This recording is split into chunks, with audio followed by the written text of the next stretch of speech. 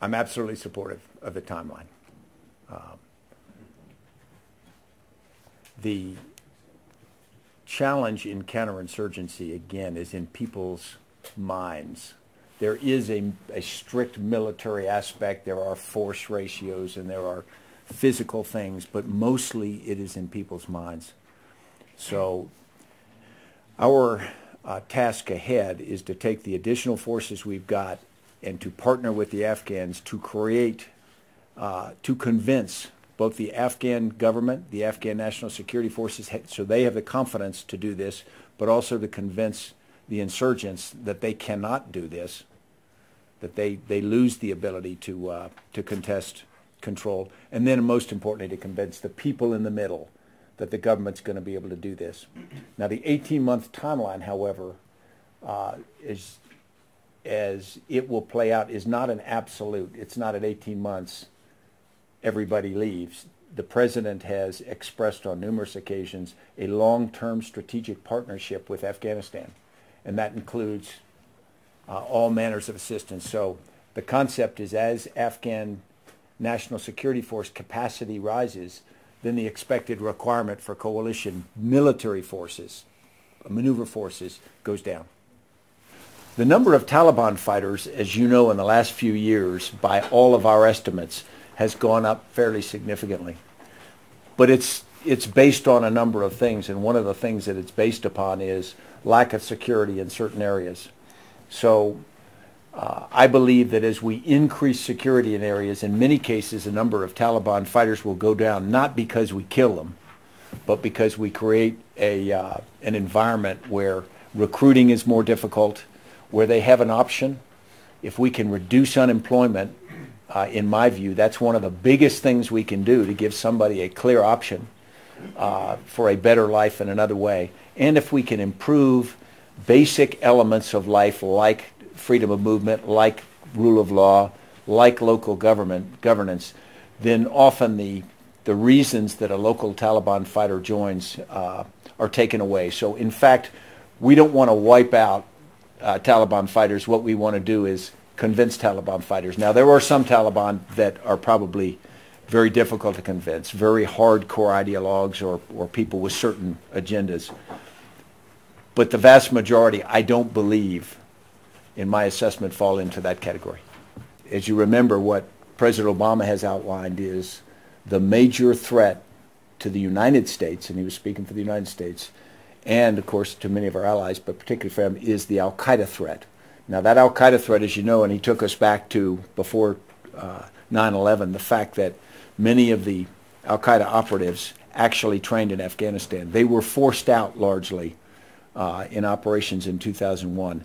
They exist in many cases, some in Pakistan, as we know, and our Pakistani partners are working on that. They also have an influence and a presence in Afghanistan, although nothing like they had before.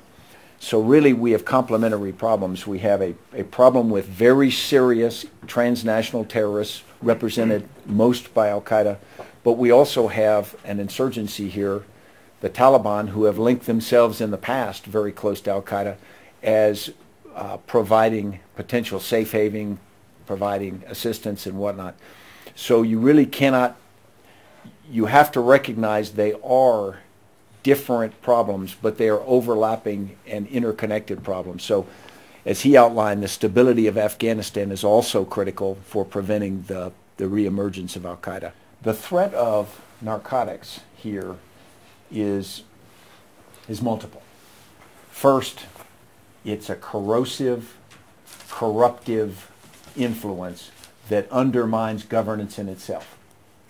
And so I consider that hugely dangerous, not only to Afghanistan, but to the region and the world. The second is it does have an overlap. It does support insurgents, because although insurgents get money from it, the other things insurgents benefit from with narcotics is lack of governance. Because as narcotics and a corrupting influence undermines the government of Afghanistan, that helps the insurgent. And so a symbiotic effect occurs. The problem is it's very difficult to completely solve a narcotics problem until you establish security and governance. So you have to work those those together. I think there are several things we have to do. I think the first is we've got to show what President Obama started this morning. We've got to show clear commitment and resolve. We need to commit, or we need to convince the Taliban and the people from whom they recruit that they cannot win, that there is not a way for the insurgency to win militarily. I think the second thing we have to do is convince them that the reasons that they are participating are not valid. In some cases, improving governance does that. In some cases, improving rule of law, decreasing corruption, all of those things work into it. But it's more complex than that, because some fighters join because their brother joined. Some fighters join because everybody in the area is doing it. It's a complex part. So I think we have got to show strength so that we show that they're in a losing proposition. And then their choice is be on the losing side with potentially being killed in the process, or making a decision to change their activities.